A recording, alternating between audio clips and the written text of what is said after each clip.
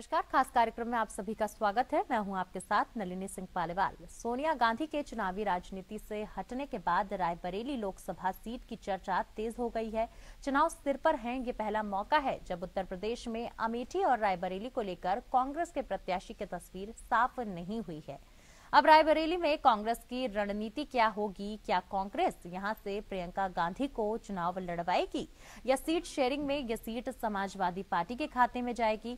वहीं अमेठी को लेकर भी स्थिति साफ नहीं है। अमेठी से राहुल पिछली बार चुनाव हार चुके हैं और अब सोनिया गांधी ने भी रायबरेली सीट छोड़ दी है। ऐसे में रायबरेली की बात करें तो यह कांग्रेस की परंपरागत सीट रही है। सोनिया गांधी 5वीं बार लोकसभा चुनाव जीती थी। 2019 के चुनाव के दौरान सोनिया गांधी ने घोषणा की थी कि अगला लोकसभा चुनाव वो नहीं लड़ेंगी। कांग्रेस अध्यक्ष बनने के बाद वर्ष 1999 में पहली बार वे चुनावी मैदान में उतरी और जीती थी। साथ ही आपको बता दें कि सोनिया गांधी के रायबरेली सीट से हटने के बाद प्रियंका गांधी को लेकर दावा किया जा रहा था कि प्रियंका लोकसभा चुनाव में रायबरेली से उतरेंगी। हालांकि अब इस मामले को लेकर चर्चा पर विराम लगाने की कोशिश चल रही है। दावा किया जा रहा है कि प्रियंका गांधी वाड्रा रायबरेली से 2024 के चुनाव में नहीं उतरेंगी। यूपी के राजनीतिक गलियारों में इस मामले को लेकर चर्चा का बाजार बेहद गरमाया हुआ है। दरअसल 2019 के लोकसभा चुनाव में कांग्रेस के पूर्व अध्यक्ष राहुल गांधी परंपरागत अमेठी सीट से उतरे थे, लेकिन उन्हें स्मृति ईरानी के हाथों हार का सामना करना पड़ा था। इसके बाद से राहुल गांधी गिने चुने मौकों पर ही अमेठी पहुंचे हैं। कांग्रेस इस बार विपक्षी इंडिया गठबंधन के आसरे यूपी के चुनावी मैदान में उतरने की तैयारी में है। वहीं जमीनी स्तर पर पार्टी का संगठन काफी कमजोर है। प्रियंका को यूपी चुनाव 2022 के दौरान प्रदेश का प्रभारी बनाया गया था। लड़की हूं, लड़ सकती हूं नारे के साथ चुनावी मैदान में उतरी प्रियंका ने यूपी की राजनीति में अपनी छाप छोड़ने की कोशिश की। प्रियंका को इस चुनाव में कोई खास सफलता हाथ नहीं लगी। पार्टी को विधानसभा चुनाव में 2 सीटों पर ही जीत मिली। वहीं कांग्रेस के महासचिव पद को संभाल रही प्रियंका यूपी में पार्टी के वोट प्रतिशत को भी बढ़ाने में कामयाब नहीं हो पाई। बता दें कि भारतीय जनता पार्टी और समाजवादी पार्टी के बीच हुए 2 तरफा मुकाबले में पार्टी को कोई खास सफलता नहीं मिल पाई। ऐसे में भले ही प्रियंका के रायबरेली से चुनाव लड़ने की चर्चा हो रही है, लेकिन कांग्रेस को इस बात का भी डर है कि जिस तरह से राहुल अमेठी जैसे कांग्रेस के मजबूत गढ़ से हार गए थे, कहीं प्रियंका भी रायबरेली में अपने परिवार की विरासत को ना गंवा बैठे।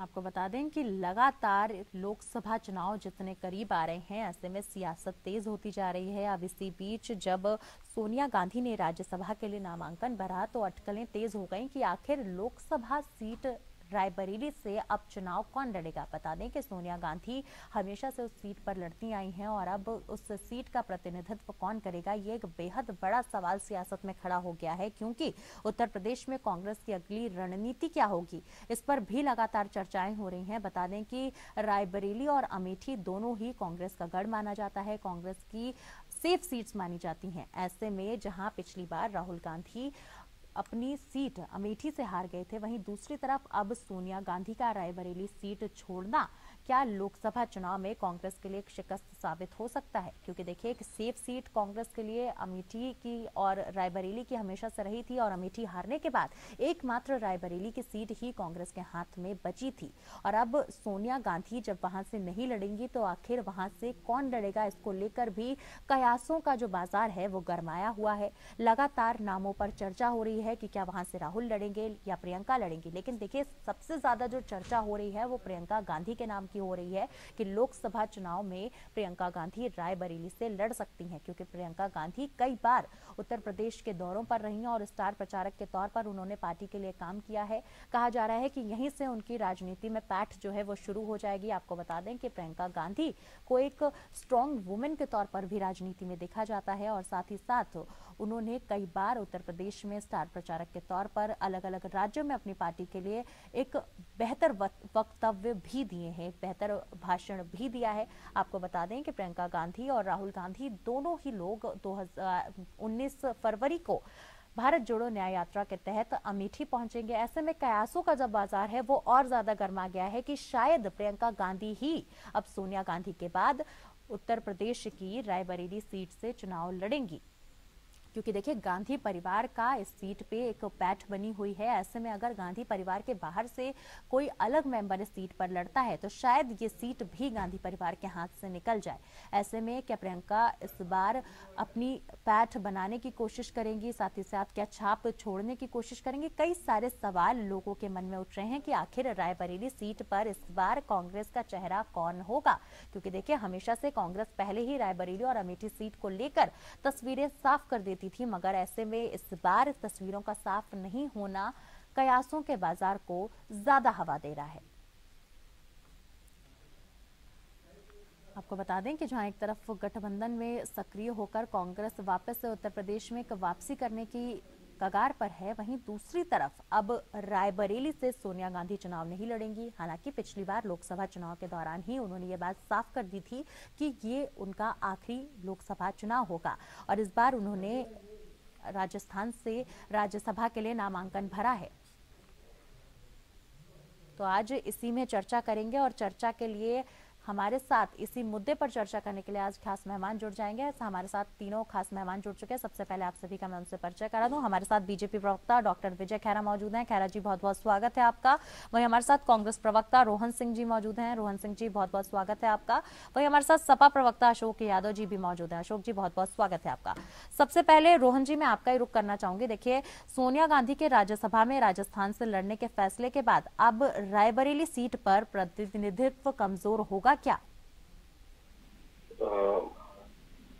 रायबरेली कांग्रेस की पुरानी सीट है, हमेशा से परिवार के पास रही है और पार्टी जो निर्णय लेगी, जो शीर्ष नेतृत्व निर्णय लेगा उस पे सब लोग काम करेंगे। फिलहाल रायबरेली हो चाहे अमेठी हो, हम लोग कुछ नहीं छोड़ रहे हैं, तो बढ़िया लड़ेंगे, कोई शंका नहीं है।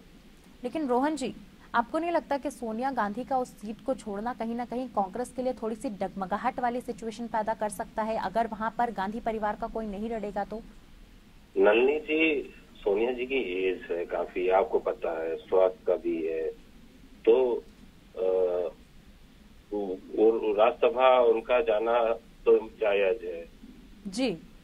इस उम्र में लोकसभा लड़ना थोड़ा सा कठिन हो जाता है। आपको पता भी जिस तरह से मतलब जिस मौसम में चुनाव होगा, जिस तरह परिस्थितियां हैं, तो सोनिया जी को राज्यसभा लड़ना है, ये जायज बात है। अब उस सीट से कौन लड़ेगा ये पार्टी को डिसाइड करना है, पर जो भी लड़ेगा वो सीट हम लोग रिटेन कर रहे हैं, हमारे परिवार की सीट है और तो बिल्कुल रहेगी, पास में रहेगी हमेशा। मगर किसी चेहरे का अभी तक चुनाव ना होना, किसी भी प्रतिनिधित्व का वहां से अभी तक चेहरे की जो छवि है वो साफ ना होना, कहीं ना कहीं जीत पर भी सवाल खड़े कर रहे हैं सर। नन्नी जी, चेहरे, ये चुनाव ही 2024 का चुनाव ही चेहरों का चुनाव नहीं है, यहाँ तो बाइनरी का चुनाव बन गया है। एक लोग हैं जो परिवर्तन चाहते हैं और एक लोग हैं जो परिवर्तन नहीं चाहते हैं। वोटर भी इसी तरह का है, जो बूथ में जाएगा वो तो ही या तो परिवर्तन चाह रहा होगा या तो वो चाह रहा होगा कि मोदी जी सरकार बनी रहे। तो इसमें चेहरों का तो बात ही नहीं रह गई। अब जो भी रहेगा सब कोई चुनाव इसी तरह से हो जाएगा, कोई इशू नहीं है। जो भी हर सीट पे समझ लीजिए कि नरेंद्र मोदी और राहुल गांधी का। ठीक है, हमारे साथ विजय खैरा जी बीजेपी से मौजूद हैं। विजय खैरा जी मैं आपका रुख करना चाहूंगी। देखिए 2014 से 2019 तक मोदी लहर, योगी लहर के बावजूद भी बीजेपी के हाथ कभी रायबरेली सीट नहीं लगी। ऐसे में अब बीजेपी के लिए एक बड़ा मौका है इस बार। मौके का सवाल नहीं है, पर एक बात आप देखिएगा, कांग्रेस विहीन भारत का एक नारा था, किस तरह सफल होता चला जा रहा है। एक उत्तर प्रदेश में जहां पर 20 साल शासन किया, एक एक करके लोकसभा की 5 सीटें बची, फिर 2 बची, 2 से 1 बची, एक अकेली बची है सीट अब जी। आप इससे समझिए, अगर अब सोनिया जी भी वहां से चली गई, खैर कोई भी कारण हो उनके जाने का, उसको हमारा बोलने का कोई अधिकार भी नहीं है और वो स्वस्थ भी है, तो ठीक है, राज्यसभा में गई तो उतनी सीनियर भी हो गई वो तो एक अलग चैप्टर है। लेकिन अब लड़ेगा कौन, ये प्रश्न तो रह गई ना चिंता। जब अमेठी हाथ से चली गई राहुल गांधी के रहते हुए, तब कौन सा आदमी दूसरा कौन सा जादू चला लेगा? राहुल गांधी से बड़ा नेता तो नहीं है ना कांग्रेस के पास, न नाम से और न परिवार के नाम से और न इतने सालों सत्ता में और पार्टी के अध्यक्ष रहने के नाते भी।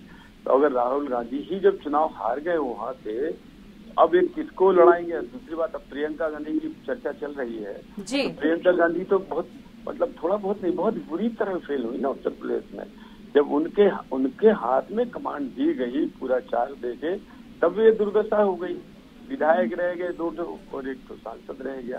ये तो उन्होंने अमेठी की भी कमांड संभाली हुई थी। इसका मतलब प्रियंका गांधी कुछ कर पाएंगी नहीं लगता बिल्कुल। खुद चुनाव लड़े, वो जीते या हारे, उसका तो कोई प्रेडिक्शन नहीं कर सकता अभी कोई। तो जब तक कि वो चुनाव शुरू ना हो जाए, वो पहुंच ना जाए वहां पर। ये जरूर प्रयास होगा कि समाजवादी पार्टी से हर सूरत में समझौता करने का प्रयास करेंगे। अगर वहां से प्रियंका गांधी लड़ती है या कोई परिवार का दूसरा सदस्य लड़ता है वहां से, तो ये इनका प्रयास होगा ताकि इनके समाजवादी मुस्लिम वोट न कट सके। वहाँ के 7%, 6% जो भी हैं, और 6-7% यादव इनको मिल जाए, भले बाकी की 79 सीटें हार जाएं, 78 हार जाएं। तो यही फार्मूला इनका है जिसकी वजह से कांग्रेस से बर्बादी के रास्ते पे आई है। अगर ये हमेशा अपने वजूद को रखने के लिए लड़ते रहते, 2%, 2.5% वोट रह गया उत्तर प्रदेश में, उत्तर प्रदेश से रास्ता खुल गया इनकी समाप्ति का। उत्तर एक प्रदेश में जीतते रहेंगे, हारते रहेंगे, वो तो खत्म ही बराबर समझिए। एक नॉर्मल पार्टी से कम वोट समाज 2.5% वोट आ रहे उत्तर प्रदेश में। ठीक है, हमारे साथ अशोक यादव जी भी सपा से बने हुए हैं। अशोक यादव जी, देखिए, जहां सोनिया गांधी ने जैसे ही रायबरेली की सीट पर अपनी दावेदारी छोड़ी है, लगातार कयासों के जो बाजार हैं वो गर्म हो गए हैं कि आखिर अब उस सीट से कांग्रेस किसको लड़वाती है। लेकिन गठबंधन में आपके साथ शामिल हैं, तो ऐसे में क्या आप लोग उस सीट पर दावा छोड़ेंगे? देखिए, समाजवादी पार्टी शुरू से ही कांग्रेस पार्टी के साथ, चाहे गठबंधन में रही हो या नहीं रही हो, अमेठी और रायबरेली पे कांग्रेस को हमेशा समर्थन देते आई और आगे भी देते रहेगी। उसका गठबंधन से कोई मतलब नहीं। हालांकि गठबंधन हम लोगों का आखिरी चरण में है, अब लगभग फाइनली होने वाला है। तो कांग्रेस पार्टी की परंपरागत सीट है और वहां से हमारे हम समाजवादी पार्टी का पूरा प्रयास रहेगा कि वहां से जो भी आए कांग्रेस को प्रत्याशी, उसको हम लोग भी अपने चुनौती के तौर पे स्वीकार करते हुए उसको जो विजय श्री दिलवाने का प्रयास करेंगे अपने स्तर से। रही बात हारने जीतने की, तो देखिए, आपको याद होगा गोरखपुर से इतना बड़ा मजबूत गढ़ था माननीय योगी जी का, वो भी चुनाव हार गए थे, समाजवादी पार्टी के प्रत्याशी से। तो देखिए, हार जीत चुनाव में लगी रहती है, लेकिन सवाल यह है कि आज देश की जनता क्या सोच रही है। आज देश की जनता यही देख रही है कि जिस तरह से Bharatiya Janata party symbolic politics कर रही है, सिर्फ सिंबॉलिक पॉलिटिक्स के अलावा कुछ नहीं कर रही है। एक तरफ तो स्वामीनाथन जी को भारत रत्न देते हैं, चौधरी साहब को भारत रत्न देते हैं, वहीं दूसरी तरफ किसानों के ऊपर ड्रोन से बमबारी करते हैं, गोलियां चलाते हैं, कील कांटे ठोकते हैं। तो देखिए, इस तरह की जो सिंबॉलिक पॉलिटिक्स से जनता ऊब चुकी है नलिनी जी। जनता को धरातल पर काम चाहिए, और उसको काम अगर कोई भी देगा तो इंडिया गठबंधन ही उसको जमीन पे काम करके दिखाएगी। तो जनता देखिए पूरा मूड बना चुकी है। बाइपोलर फाइट होने जा रही है 2024 का, आइदर मोदी और अगेंस्ट मोदी, बीच का वास्तव में बहुत कम स्पेस बचता है। तो 2 ही विचारधारा देश में है नलिनी जी। ठीक है, आपने बात साफ कर दी है कि 2 ही विचारधारा जो है वो देश में। जी, मैं आपका रुख करना चाहूंगी। देखिए, तस्वीर साफ ना होना कि आखिर कौन सा प्रत्याशी चुनाव लड़ने वाला है, ऐसे में कई सारे सवाल खड़े करते हैं लोगों के मन में भी कि आखिर कौन सा कंटेंडर उस पार्टी से जो है प्रतिनिधित्व करने वाला। कहीं ऐसे में आपके हाथ से रायबरेली की सीट भी ना निकल जाए सर? नलिनी जी, बगैर किसी प्रकार की घोषणा के कोई चीज कह देना, ये बहुत मतलब राजनीतिक तौर पर समझदारी की बात नहीं होती। तो मैं किसी का नाम नहीं लूंगा, लेकिन ये तय है कि पार्टी से जो शीर्ष होगा उसी में से कोई लड़ेगा। हो सकता गांधी परिवार से कोई लड़े, तो ये समय आने पे ही पता चलेगा। लेकिन रायबरेली सीट हम लोग रिटेन कर रहे हैं, सुनिश्चित है। ये रायबरेली भी रिटेन करेंगे, अमेठी भी रिटेन करेंगे, और मजबूती से लड़ेंगे और अपनी जगह फिर से वापस हासिल करेंगे। रायबरेली हमारे पास है, अमेठी भी वापस लेंगे जी। लेकिन सर, क्या गठबंधन भी इसमें आपका साथ देगा? क्योंकि देखिए, जिस प्रकार से अभी रायबरेली में सोनिया गांधी ने अपनी दावेदारी छोड़ी है, ऐसे में अभी तक कोई भी तस्वीर नहीं साफ हुई है, तो कहीं ना कहीं सपा भी तो कोशिश करेगा ही ना कि हाँ, उसकी दावेदारी वहां बने। उनका मतलब बोला कि गठबंधन जब नहीं था तब भी समाजवादी पार्टी हमेशा साथ देती रही। अभी तो हम लोग पूरे देश में लड़ रहे हैं देश बचाने के लिए, और समाजवादी पार्टी हमारी हम विचार पार्टी है। हमारे मूल्यों में समानता है। हम लोग देश के सेक्युलरिज्म को, देश के ढांचे को, ताने बाने को बचाने की लड़ाई लड़ रहे हैं जी। तो इसमें कोई शंका सुबह या मन में कोई सवाल नहीं है। और जब पार्टी का निर्णय लेना होगा तो निर्णय ले लेगी। और मैं आपको फिर से निश्चित करता हूँ नलिनी जी, राहुल गांधी पर भी भरोसा किया था अमेठी में, लेकिन पार्टी सीट हार गई, वो भी तो आपका गढ़ था। अब ऐसे में रायबरेली पे जब सोनिया गांधी नहीं लड़ेंगी, मान लीजिए कोई और प्रतिनिधित्व आप उतारते हैं, वो सीट भी आपके हाथ से जा सकती है। नलिनी जी, ये राजनीति, ये चुनाव है, ये आते हैं और जाते हैं, लोग चुनाव जीतते हैं और हारते हैं, कोई बहुत बड़ी बात नहीं है। बहुत बड़े बड़े नेता चुनाव हारे हैं इस देश में जी। और राहुल गांधी अगर यहाँ से हारे थे तो 2200 किलोमीटर दूर जाके भी चुनाव जीत के आए। भारतीय जनता पार्टी के किसी एक नेता को कह दीजिए जाके दक्षिण भारत की कोई भी एक सीट चुन ले और चुनाव लड़के जीत ले, बात उसकी नहीं होती है। वहाँ पारंपरिक सीट नहीं जीत के आए ना। मगर सर आप लोग तो विधानसभा चुनाव में अभी हाल फिलहाल के 5 राज्यों में भी हुंकार भर रहे थे कि हिंदी भाषी राज्यों में भी जीत दर्ज करेंगे। बहुत बुरी तरीके से शिकस्त का सामना कांग्रेस को करना पड़ा। ऐसे तो अमित शाह जी बंगाल जीत रहे थे। ऐसे तो बहुत सारे लोग, बहुत सारे चुनाव है, चुनाव में बोलते हैं, जनता जनार्दन है, जनता जो कहती है उसका फैसला सर माथे पर, क्या उसके लिए कहना। बाकी तो ये आने वाला समय बताएगा क्या होना है। बाकी रायबरेली अमेठी ये दोनों परिवार के पास सुरक्षित रहेगी, परिवार ही रहेगी। विजय खैरा जी कह रहे हैं कि रायबरेली अमेठी सुरक्षित सीट है और सुरक्षित ही रहेगी, हम ही जीत दर्ज करने वाले हैं। और देखिए लगातार कयासों का बाजार गर्म है कि प्रियंका गांधी वहां से लड़ सकती हैं। ऐसे में अगर प्रियंका रायबरेली सीट से उतरती हैं तो कहीं बीजेपी की मुश्किलें बढ़ ना जाएं। देखिए, मुश्किलें बढ़ने का सवाल जब उठता है जब प्रियंका गांधी उत्तर प्रदेश में कुछ कर पाई हो या वहां अपने आप को लोकप्रिय नेता साबित कर पाई हो। ऐसा तो हुआ नहीं, बल्कि उल्टा उनके भाई राहुल गांधी और भाग गए वहां से। अभी ये चर्चा आई थी कि राहुल गांधी साउथ से जीत के आ गए। उन्होंने अपने आप को साउथ में मुस्लिम बाहुल्य कॉन्स्टिट्यूएंसी से लड़के ये प्रमाणित कर दिया है कि उनका हिंदुओं पे भरोसा उठ गया है जी। और ये इसके लिए बड़ा भारी खतरा पैदा हो गया है कि वायनाड मंदिर में जाके जो वायनाड कर्नाटक तमिलनाडु और केरल के बॉर्डर का एक छोटा सा जगह है, मंदिर में नहीं जाके ना कोई रेलवे स्टेशन ना एयरपोर्ट है, लेकिन विजय खैरा जी वहाँ हिंदुओं की आबादी बहुत बड़ी है। ये झूठा प्रचार है, पहली बात। दूसरी बात, आदिवासियों की बहुत बड़ी आबादी, आदिवासियों ने वोट दिया, हिंदुओं ने वोट दिया, सब दिया जो हिंदुस्तान को बचाना चाहते हैं। आप एक बार जाकर देख के आइए। दोनों बातों से जो इन्होंने अपनी इमेज बना ली है उससे इनका खतरा बढ़ गया है। सोनिया जी या कोई और के रायबरेली जीतने से, कहीं और से 1-2 सीट जीत जाने से उनके कोई फर्क पड़ता नहीं है। अगर 1-2 सीट ये जीत भी जाते हैं अगर, तो कोई नहीं है। हम तो पहले ही कह रहे हैं कि हम अपोजिशन को करीब 100-125 सीटें मिल जाएंगी। हम तो पहले ही कह रहे हैं, मोदी जी ने तो 3 से 70 बोला है, ये तो मिनिमम है ही है। रोहन जी, खैरा जी कह रहे हैं कि ठीक है 1-2 सीट आप जीत भी जाते हैं तो फर्क नहीं पड़ेगा, कांग्रेस को कुछ खास वर्चस्व उत्तर प्रदेश में बचा नहीं है। कोई बात नहीं, विजय भैया उम्र में ज्यादा है, तजुर्बे में ज्यादा है। चुनाव आने दीजिए, परिणाम आने दीजिए। हम सब लोग बतियाते हैं इसी तरह से, कह तो रहे कि अभी आपने बोला कि 5 राज्य हम जीतने वाले थे, वही तरह से अमित शाह जी बंगाल जीतने वाले थे, कर्नाटक जीतने वाले थे। तो ठीक है, आने दीजिए, चुनाव देखेंगे। ये भारत का ऐसा चुनाव हुआ नहीं है, अभूतपूर्व चुनाव है 2024 का। मुझे पूरी उम्मीद है कि विजय भैया खुद विपक्ष को वोट दे के आएंगे। हर कोई जो हिंदुस्तान से प्यार करता है वो नरेंद्र मोदी को चुनाव हरा के घर भेजने का काम करेगा, मुझे पूरा भरोसा। चलिए, हमारे साथ सपा से अशोक जी भी बने हुए। अशोक जी देखिए, आप लोगों के लिए विजय खैरा जी मैं आपका रुख करूंगी जी। अशोक जी से एक सवाल ले लेते हैं। अशोक जी देखिए, आप लोगों के लिए, सपा के लिए तो गोल्डन अपॉर्चुनिटी है ये, क्योंकि सोनिया गांधी वहां से चुनाव नहीं लड़ रही हैं और प्रियंका गांधी के नाम पर भी अभी सिर्फ कयास लगाए जा रहे हैं कि वो लड़ सकते हैं। ऐसे में सपा के लिए तो गोल्डन अपॉर्चुनिटी है। नलिनी जी कहाँ है, सपा और कांग्रेस के बीच में झगड़ा लगाने पर लगी हुई है। नहीं, हम झगड़ा कहाँ लड़ा रहे हैं सर, हम तो सीधा सा सवाल कर रहे हैं, गोल्डन अपॉर्चुनिटी है कि नहीं है आप लोगों के लिए।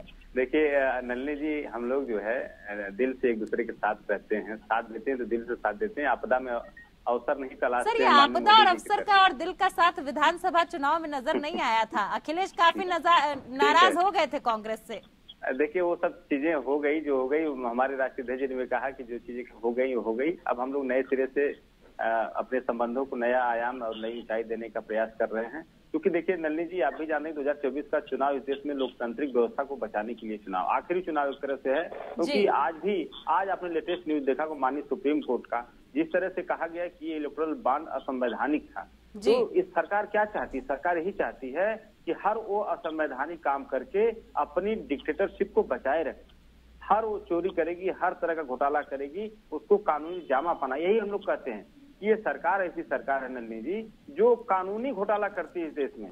पहले किसी भी घोटाला करने के पहले एक कानून बनाएगी, फिर उस कानून के सहारे घोटाला करेगी, ताकि उसके घोटाले को मतलब घोटाला न कहा जाए।